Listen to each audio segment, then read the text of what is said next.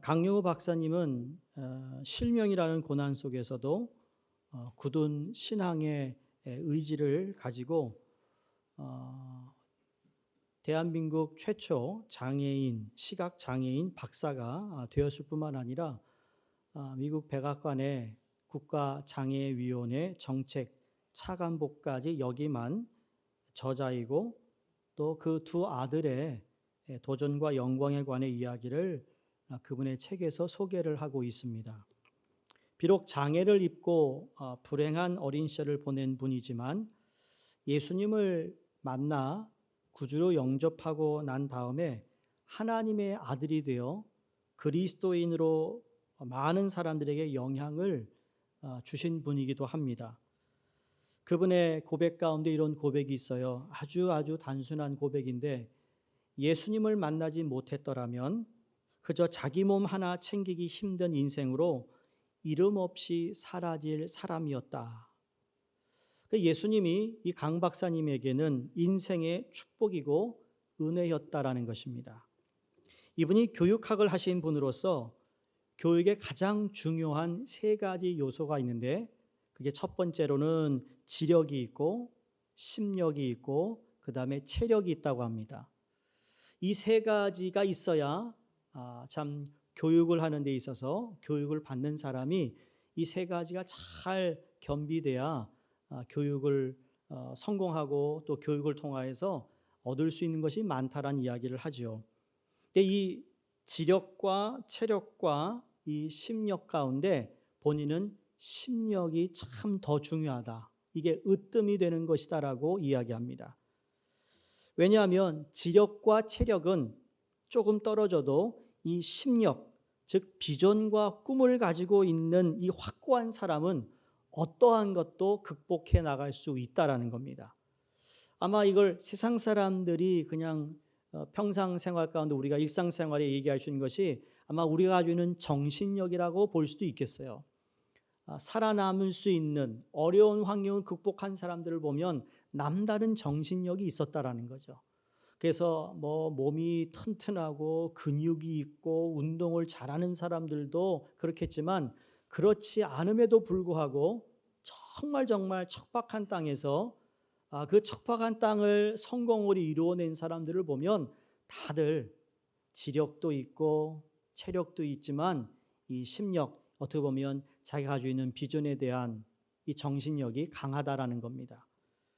근데 저는 목사로서 지력도 심력도 체력도 이게 모든 교육뿐만 아니라 우리 인생의 삶에 다 필요한 것이라고 생각합니다. 이 세 가지 요소 다 인정합니다. 그러나 예수 그리스도를 믿는 하나님의 백성, 즉 성도로서 이 세 요소보다 더 중요한 것인데, 그것이 바로 영역이라는 겁니다. 영역인 거예요. 영적 능력, 영성이 있어야 된다는 거예요. 우리가 이 세상 사람들과 더불어 같이 살아가는데 세상 사람도 지력이 있고 심력이 있고 체력이 있어요. 그런데 그들이 없는 것, 우리에게 주신 것이 그게 바로 영역인 거예요. 믿으세요? 네? 영성이라는 것이 기도 많이 하고 방언 기도하고 그게 영성이 한 부분이지만, 여러분 영성이라는 건 우리의 일상생활에서 배어 나와야 되는 거예요. 하나님의 사람이라는 것이 증거되는 것이죠. 사람을 만나고 이야기하고 좋은 교제를 하고 난 후에 돌아갈 때 이 사람하고 만남에 대한 흐뭇함, 뭔가 정말 하나님은 참 많이 사랑하는구나, 하나님을 참 많이 믿고 있구나, 이걸 느껴야죠. 아주 일상적인 대화를 하는 가운데서도 그 영역이 흘러나오는 거예요. 오늘 전도회 모임을 갖잖아요. 얼마나 신나요, 그렇죠? 끼리끼리 동갑내기들이 모여서 밥을 먹을 텐데, 그렇죠? 어디로 가는지 다 비밀인가 봐요. 좋은 거예요. 여러분, 그 모임이 단순히 먹고 마시는 것에 그치지 않고요, 그 안에 영성이 있는 모임이 되었으면 좋겠어요. 영적인, 보이지 않는 곳에서 영적으로 누군가를 케어하고 영적으로 누구의 이야기를 들어주고 영적으로 그 사람을 품을 수 있는 것, 그게 영역이거든요. 그래서 개인의 삶에, 가정의 삶에, 공동체의 삶에 이 모든 것이 영적인 것과 연관되어 삶 전체에서 영성, 영적 능력이 배어 나오기를 주 이름으로 축원합니다. 신앙인과 이런 비신앙인이 있는데, 신앙인은 비신앙인이 가지지 못한 것이 몇 가지 있어요. 그게 뭐냐면 성경에 보면 기도의 영적 권세를 하나님의 자녀에게만 주셨어요. 우리에게 주신 이 기도의 영적 이 재산을 여러분 마음껏 활용할 수 있기를 바라는 거예요. 기도할 수 있는데 왜 안 하십니까? 라는 책도 있고 찬양도 있잖아요. 기도할 수 있는데 왜 안 하고 있냐고요. 못하고 있습니까? 못하는 것과 안 하는 것과 차이가 있겠지만 여러분 그것이 우리에게 얼마나 큰 축복인데요. 요한복음 15장 7절에 너희가 내 안에 거하고 그리고 내 말이 너희 안에 거하면 무엇이든지 원하는 대로 구하라 그리하면 이루리라. 여러분의 필요할 때만 구하는 게 아니고요. 필요하지 않을 때도 누구를 구할까요? 기도는 내가 필요한 것을 구하는 것이 전부가 아니에요. 그 필요한 것을 내게 줄 수 있는 하나님을 구하는 것이잖아요. 그게 기도인 거예요. 그러니까 내게 필요한 것 때문에 내가 원하는 것 때문에 기도하는 사람은 그때뿐인 것이죠. 오늘날 그런 성도들이 너무 많아요. 자기 필요가 채워지면 그 다음 끝. 아유 얼굴로 철판이야. 또 필요하니까 또 나와. 그것도 그냥 오케이 해서 하나님이 채워주면 또 한참에 있다가 또 기어 나와요. 왜 그럴까? 그게 아니고요. 하나님을 구하면 내게 in need or not in need, 예? 필요하든 필요하지 않든 하나님만 구하는 거예요. 그 하나님이 내게 주실 수 있는 분이거든요. 그 하나님을 구하시기를 바랍니다. 필요한 거 구하지 마세요. 하나님만 구하면 다 내게 주시는 거예요. 믿으세요? 이제 볼 거예요. 내가 또 다른 권세를 주셨어요. 귀신을 내어 쫓는 권세를 주셨어요. 마태복음 10장 1절에 예수께서 그 12 제자를 부르사 더러운 귀신을 쫓아내며 모든 병과 모든 약한 것을 고치는 권능을 주시니라. 지난 한 두세 달 가운데 여러분 암 치료하신 분들이 지금 몇 분이나 계셨잖아요. 매달 한 분씩 계셨어요. 입원해 계시다가 그리고 퇴원하시고 회복 중이에요. 여러분 이건 내가 무슨 그 암이 귀신이다 이게 얘기가 아니라 약한 자를 위하여 병 고침을 우리에게 허락하셨어요. 우리의 기도를 통하여 하나님께서 그 약한 우리의 몸을 위해 육신의 질병을 위해 기도하게 하시고 하나님께서 고쳐주시는 은혜를 우리는 지난 몇 개월 동안 보았어요. 그분들이 예배를 드리고 있어요. 얼마나 감사하냐고요, 여러분. 뿐만 아니라 귀신을 쫓아내는 것.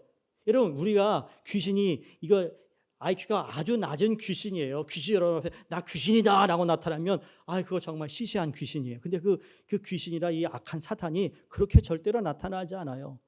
우리의 마음속에 틈을 타고 들어와서 나로 하여금 나쁜 생각, 악한 생각, 좋지 않는 일들을 자꾸 상상을 시키고 이런 것들을 차단할 수 있는 능력을 하나님 우리에게 주셨다라는 거죠.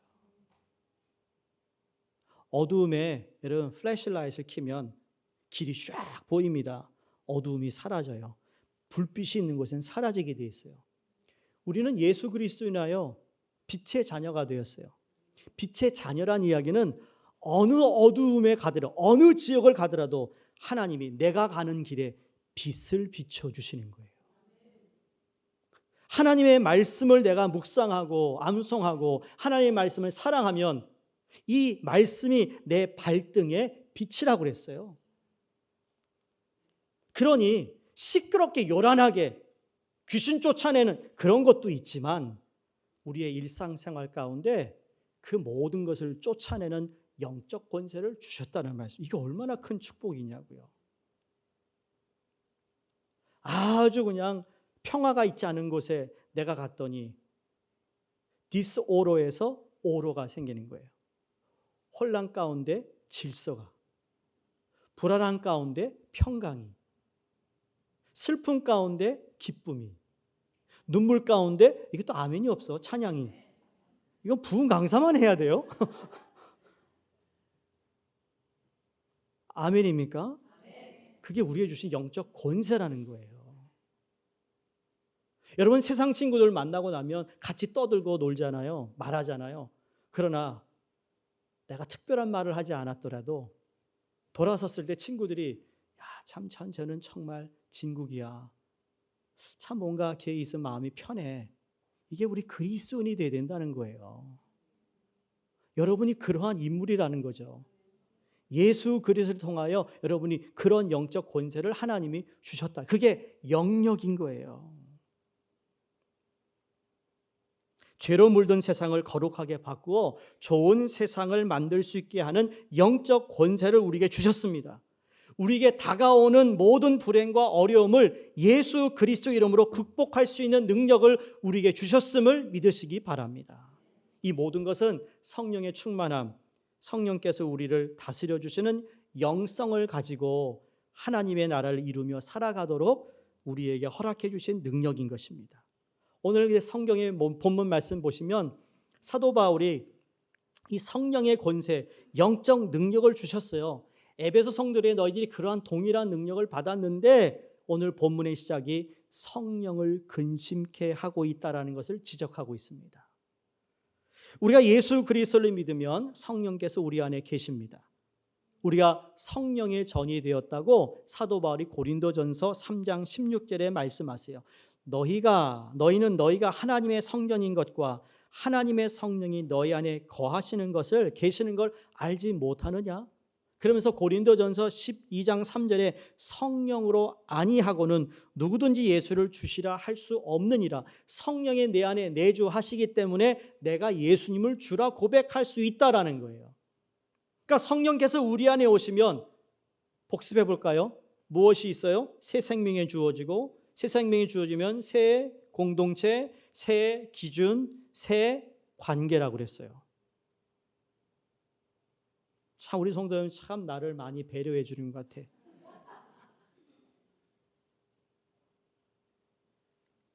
알면서도 모르는 척하니까 내가 또다시 하잖아, 그렇죠?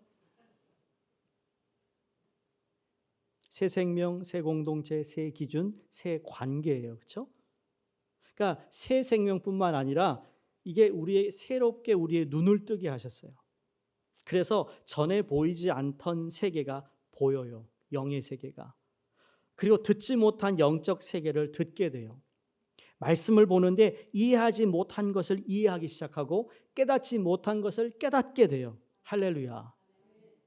세상이 진화된 줄 알았는데 아니요. 성령이 오시니까 진화된 것이 아니라 창조하신 것을 알게 돼요.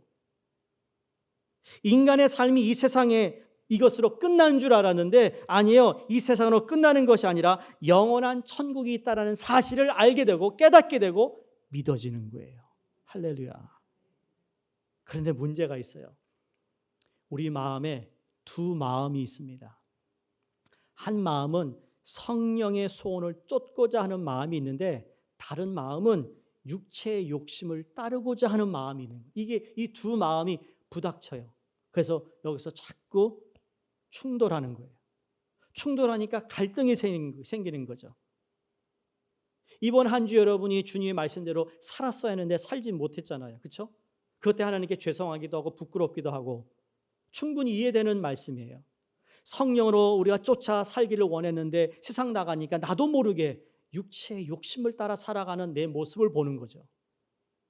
그래서 사도 바울이 에베소서 4장을 시작하면서 제가 지난번에 오늘도 말씀드리겠지만 부정적인 명령을 합니다.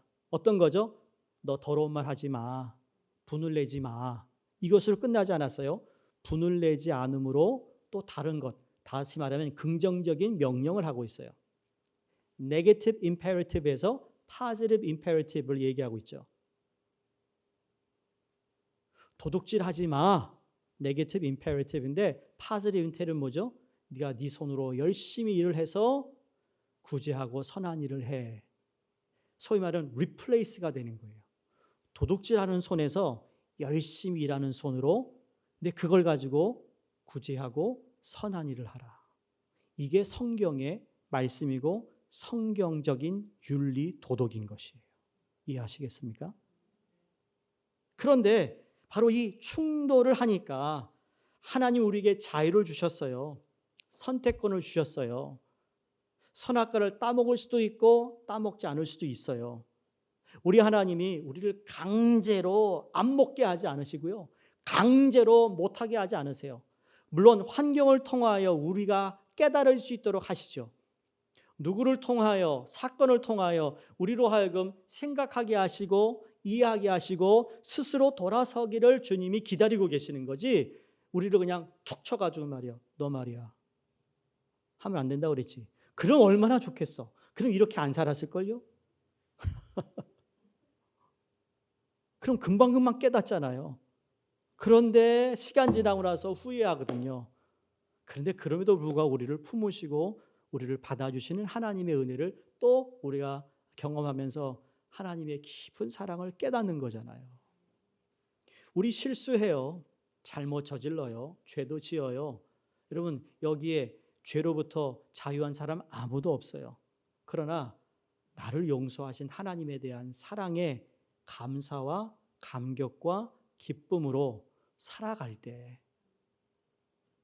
하나님 우리를 향한 그 깊은 마음을 내가 깨달을 때 우리 삶은 지금보다 좀 더 나았고 변화된 삶을 살아가게 되는 줄로 믿습니다. 성경에 보면요, 이 성령과 그 다음에 근심이라는 단어가 나오는 성경 구절이 전체 성경에 딱 2번 나오는데, 오늘 읽은 에베소서 4장 30절과 다른 하나는 구약 성경인 이사야서 63장 10절에 나옵니다. 이사야서 63장 10절에 이렇게 기록되어 있어요. 그들이 반역하여 주의 성령을 근심하게 하였으므로 그가 돌이켜 그들의 대적이 되사 친히 그들을 치셨더니, 반역하여 주의 성령이 근심하였다라고 기록하고 있습니다. 반역, 이게 그냥 실수로 나도 모르게 지은 죄가 아니고요, 의도적인 거예요. 의도적으로 등을 돌린 거예요. 이 반역, 다시 말하면 불순종한 거예요. 하면 안 되는 거 알면서도 불순종하면 성령이 근심한다는 거죠. 데살로니가전서 5장 19절에는 성령을 소멸시킨다라는 말씀으로 기록되어 있습니다. 성령의 불을 소멸시키는 거예요. 철로 역정을 우리가 읽었습니다. 그렇죠? 기억하시죠? 예수님이 불 붙은 것에 계속 불을 열심히 불이 꺼지지 않도록 하시는데, 저 반대편에서는 마귀가 어떻게 하고 있어요? 찬물을 끼얹고 있어요. 이 불을 끄려고. 불순종할 때마다 사단이 계속 찬물을 끼얹고 있어요. 어디에다가? 불붙은 내 심령에. 더 불순종하는 거예요. 이게 강하면 강하면서 어떻게 되죠? 그것이 강팍해지는 거예요. 강팍해지니 그냥 강팍해지지 않아요. 단계가 있어요. 발전했기 때문에 강팍해진 거예요. 하루아침에 강팍한 마음을 갖는 게 아니라니까요. 그게 쌓이고 쌓여 나중에 강팍한 마음이 되는데, 여기 오늘 근심케 하다라는 말씀의 원어, 성경 원어의 의미를 보면 슬프게 하다, 고통을 가하다는 의미입니다. 자, 성령이 근심하다는 얘기는요, 성령께서 지금 슬픈 거예요. 가슴이 너무 아픈 거예요. 고통스러운 거예요. 성도가 된 하나님의 자녀들이 옛사람을 버리지 못하고 악한 언행을 계속할 때 성령께서는 그저 무덤덤하게 계시는 분이 아니라 슬퍼하시고 그것 때문에 고통받으시는 인격적이라는 분임을 성경이 우리에게 말씀하고 있다는 겁니다. 마치 이런 겁니다. 우리의 마음에 성령을 쫓고자 하는 마음과 육체의 욕심을 따르고자 하는 마음으로 인해 마음이 분열되잖아요. 내 안에서 지금 충돌이고 갈등이 있어요. 나누어지게 되었어요. 만약에 교회가 성령을 근심케 하면 사단은 교회도 동일한 분열을 일으킨다는 말씀이에요. 그래서 사도 바울이 에베소서 4장 1절, 2절, 3절에 보면서 우리는 하나다, 우리가 하나 된 것을 힘써 지키라라고 그렇게 강하게 얘기했던 이유가 여기에 있는 거예요. 왜? 교회가 성령을 근심케 하게 되면 그건 뭐예요? 사인이 뭘까요? 분열이 곧 온다는 뜻인 거예요. 왜? 성령님은 교회의 연합을 가져다 주시는 분이지 나누기는 일을 하시는 분이 아니라는 겁니다. 오늘날 교회 안에 나누어지는 일, 교회가 교회끼리 나누어지는 일, 가정이 나누어지는 일, 관계가 나누어지는 일, 여러분 이건 다 하나님이 기뻐하시는 일이 아니에요. 성령님이 근심케 하는 일이라는 겁니다. 교회가 하나됨, 그리고 거룩함이 깨어질 때 사단이 기쁨을 얻게 될 것입니다. 반대로 성령님은 근심하게 되는 것이죠. 그래서 교회가 하나됨과 거룩함을 지킴으로 사단의 공격으로부터 우리를 막을 수 있는 겁니다. 아니요, 교회가요, 여러분의 목장이나 전도회나 여러분이 모임에 정말 하나 되게 하신 하나님의 그 거룩한 뜻에 힘써 하나됨을 지키도록 내가 그걸 노력할 때 사단이 공격하려고도 공격하지 못해요. 왜?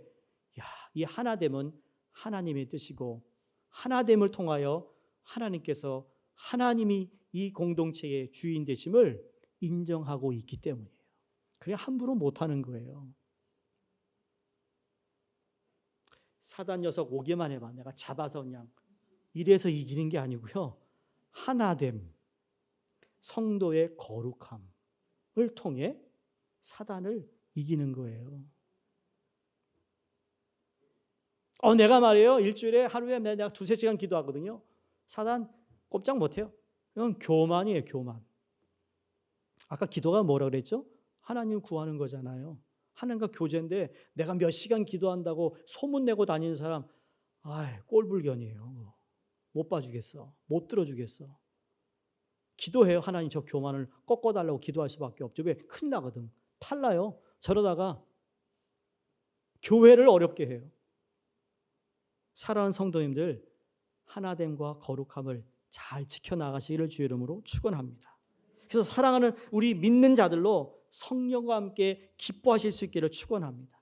하나님의 자녀가 된 여러분과 제가 성령 충만한 성도 그리고 성령 충만한 교회가 될 때 근심이 아닌 성령의 기쁨으로 충만하게 되는 줄로 믿습니다.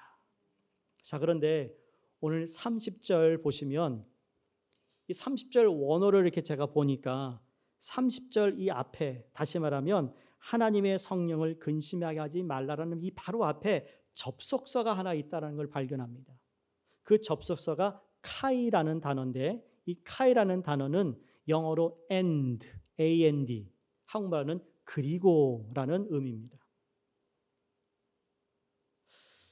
한글 성경에는 아쉽게도 없어서 이유는 모르겠습니다만 30절에 성령을 근심하게 하지 말라라는 말은 29절 바로 전절에 있는 말씀과 동떨어진 말씀이 아니라 지금 29절에 있는 말씀이 30절에도 이어지고 있는 말씀이라는 것을 알 수 있습니다. 다시 말해 29절에 무슨 말씀을 하셨죠? 더러운 말을 하지 말라. 그리고 성령님을 근심하게 하지 말라라고 말하고 있습니다. 성령님을 근심케 하는 것 가운데 가장 큰 부분을 차지했던 것이 말 언행이었다라는 것을 알 수 있습니다. 성령의 마음을 가장 근심케 했던 것은 우리가 내뱉었던 말 때문에 성령을 근심케 했다라는 이야기예요. 그래서 31절을 보시면 구체적으로 악한 언행 목록 6가지가 나오는데 그 말씀을 하기 전 여러분 30절에 하반절에 보세요. 죄송합니다. 너무 왔다 갔다 하는 것 같은데 성경을 보시면 나와요. 뭐라고 돼 있죠? 성령을 근심케 하지 말라 하신 다음에 그 안에서 너희가 구원의 날까지 인치심을 받았느니라 그랬어요. 여기 인치심을 받았다라는 게 너무 중요한 겁니다. 그런데 구원의 날이라는 것은요, 영어 성경에 The Day of Redemption이에요. 구원이라는 날은 말은 이 진노의 날, 주의 날, 그리스도의 날, 쉽게 말하면 예수 그리스도의 재림의 날을 의미합니다. 예수 그리스도가 다시 재림하시는데 그날까지 성령이 너를 인치신다라는 말씀을 하고 있어요. 사랑하는 성도님들, 예수 그리스도를 영접하는 순간 성도의 영혼은 이미 구원을 받았습니다. 그렇죠? 예수 그리스도를 믿었다라는 뜻은 죄로부터 용서받았다는 뜻이에요. 그래서 내가 구원받았어, 내가 구속함을 받았어, 이란 말은 값을 지불하고 그 포로 상태에 있던 사람을 자유케 했어요. 해방시켰다는 뜻입니다. 그래서 우리는 죄와 사망으로부터 자유되었어요. 아멘. 예수 그리스도 십자가 그랬다라는 거죠. 그런데 문제는 뭔가 하면 아직 우리가 이 땅을 살고 있어요. 이 땅을 밟고 살아가고 있기 때문에 우리의 영혼은 구원받았고 우리 영혼은 예수 그리스도로 말미암아 그 죄와 사망에서 우리가 구속을 받았지만 내 몸은 여전히 이 땅에 살고 있기 때문에 구원받는 그날까지 계속 죄악된 세상에 살고 있어요. 그렇죠? 그 여러분이 기도하는 내용이 그거잖아요. 하나님, 말씀대로 살아야 되는데 이 세상에 살다 보니까 나도 모르게 세상에 심취되어 세상에 끌려 살았네요. 이게 바로 아직 내 몸이 구원받지 못한 거예요. 그런 의미죠. 그런데 구원의 날에 인치신다라는 것은 성령께서 주님이 다시 오시는 그날까지 우리를 인쳐주신다. 근데 이 인치라는 인치심이 무슨 의미일까?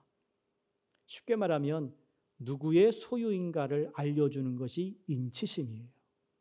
고대 사회에서는 노예와 가축이 있는데 주인이 이 노예와 이 가축은 내 거야 라고 증을 만들어야 됐는데 쇠를 달고 와가지고요, 그 모든 마크를 만들어 쇠에 달구어서 노예의 몸이나 아니면 가축의 몸에다가 픽 찍어요. 그게 인치는 거예요. 그걸 보는 사람마다 옛 노예, 주인이 있는 노예구나, 이 가축은 아무개의 가축이구나, 그 소유를 이야기하는데 성령께서, 그렇죠? 구원의 날까지 우리를 인치신다는 것은 이 사람은 하나님의 사람이라는 것을 확인시켜 주고 있다라는 말씀이에요. 여러분, 우리는 하나님의 것이에요. 여러분, 하나님의 것이에요. 여러분의 자녀도 하나님의 것이에요. 여러분, 셀폰을 딱 키면 뭐가 제일 먼저 뜨세요? 자녀의 사진? 손자, 손녀 사진? 뭐가 제일 먼저 뜨죠? 그거 보는 순간, 아, 이거 아무개 권사님 닮았네. 손자 보고. 아, 누구 거네? 알 수 있어요.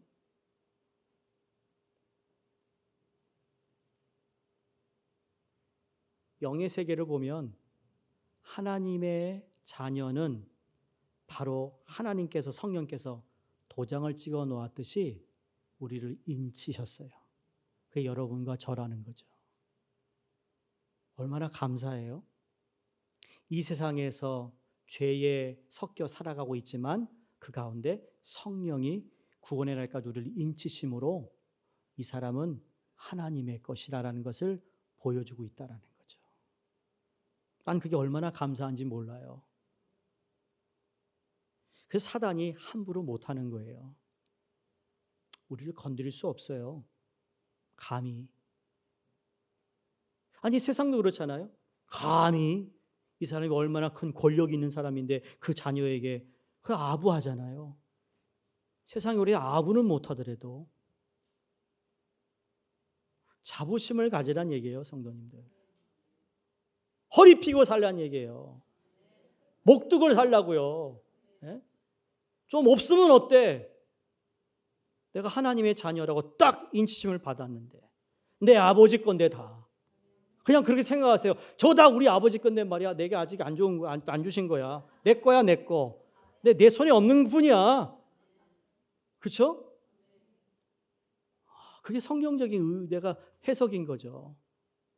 저 사람 뭐 좋은 차 타고 다녀요. 뭐 했길래 돈이 많아? 걱정하죠. 내 아버지 거 그냥 걔한테 잠깐 맡겨준 건데 걔가 자기를 위해서만 쓰네. 아, 저 큰일 났어. 그런 마음 가지면 속이 편해요. 아직 내게 주신 게 아니야.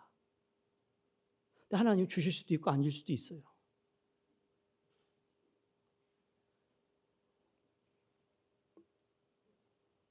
마치 그와 같이 성령께서 우리에게 마치 도장처럼 우리에게 임하셔서 우리의 소속이 어디인가를 밝히는 것처럼 성령께서 내주하는 성도는 하나님의 것이다. You are mine. 몸의 구원이 이루어진 날까지 성령께서 우리를 지키신다는 말씀이에요.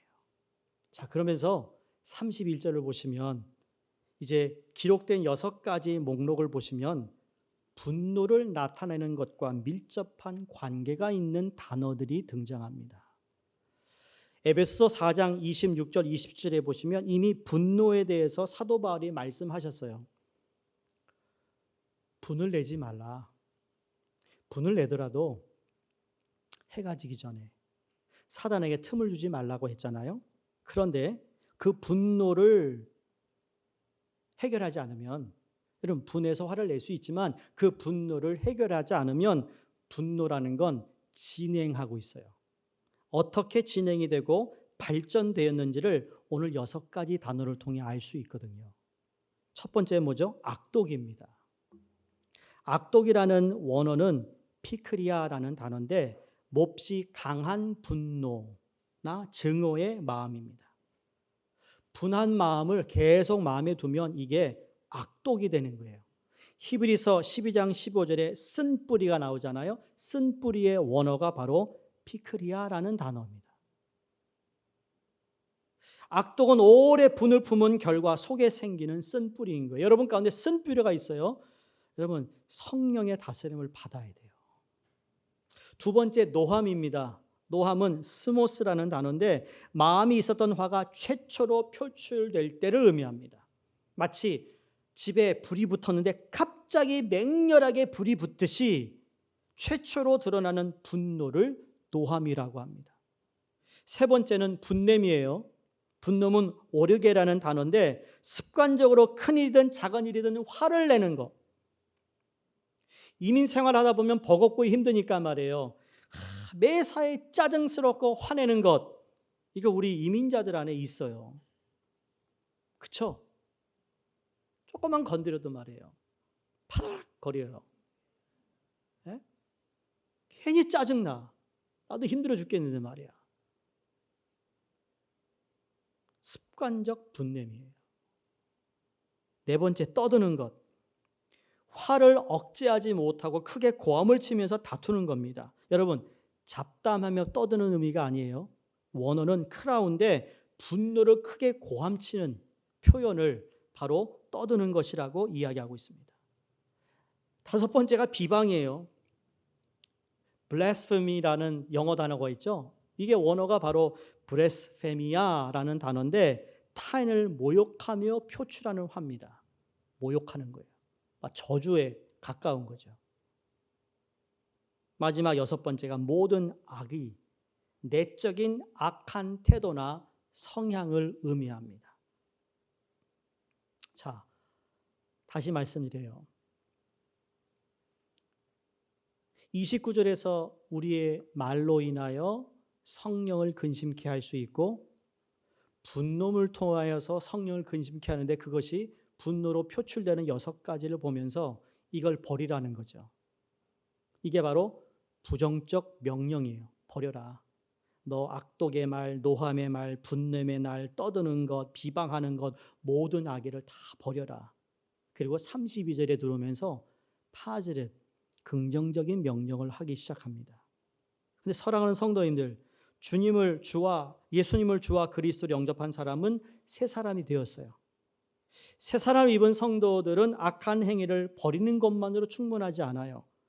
악한 내적인 성향, 태도까지 버려야 악한 행위들을 근본적으로 근절할 수 있다라는 겁니다. 겉으로 볼 때는 악한 모습이 하나도 없는데 여러분 내면적으로 악의를 가지고 있으면 언제든지 그 악한 행위로 비하될 수 있기 때문에 악한 태도나 성향까지조차 버리라고 사도 바울이 권면하고 있습니다. 그러면서 오늘 이제 긍정적인 이걸 버렸으면 버리는 것으로 끝이 아니라 3가지를 성경에서 우리에게 말씀합니다. 이것을 버리고 대신할 것을 얘기하는데 32절입니다. 서로 친절하게 하며 불쌍히 여기며 서로 용서하기를 하나님이 그리스도 안에서 너희를 용서함같이 하라.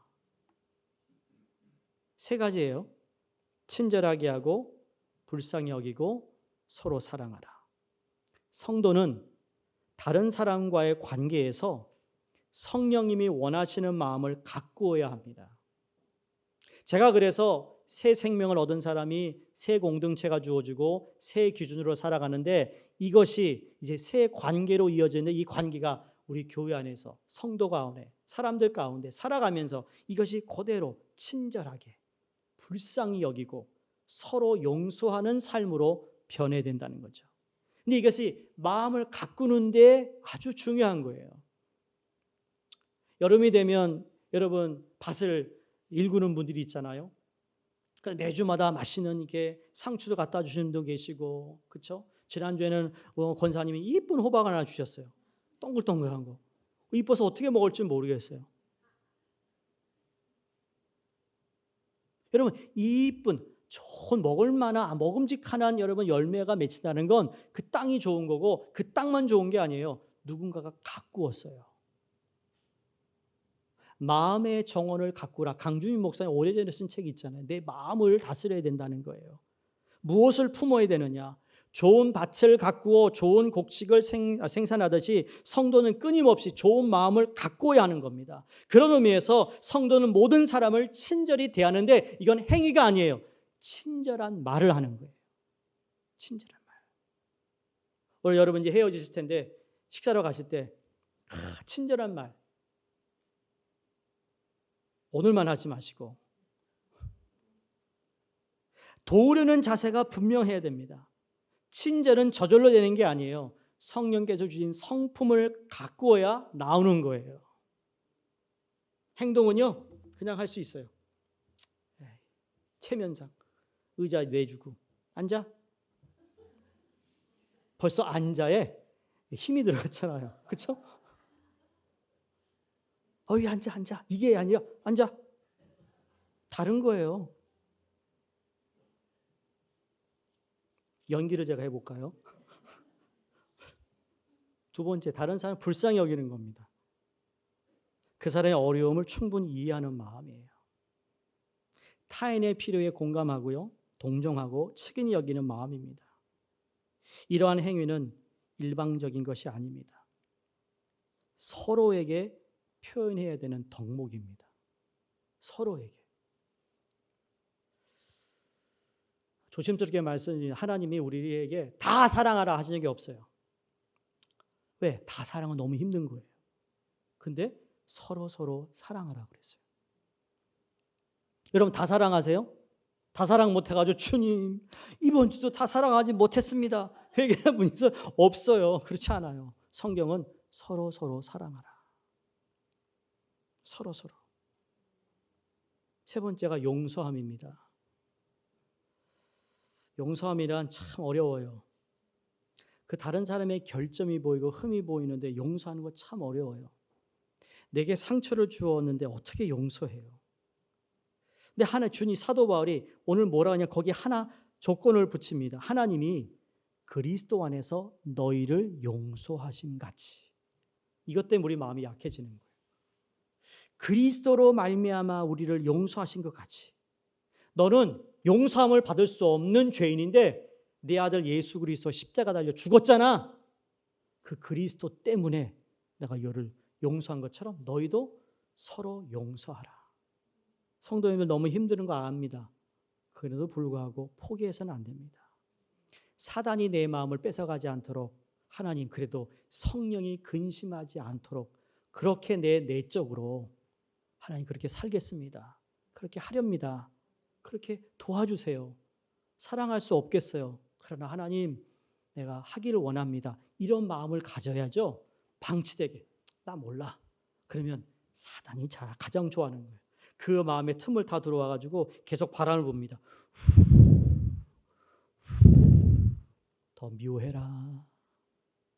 분나지. 저거 그냥 어떻게 정말 보기 힘들어 죽겠네. 계속 바람을 불어요. 그럼 작은 분노의 불씨가 점점 커가는 거예요.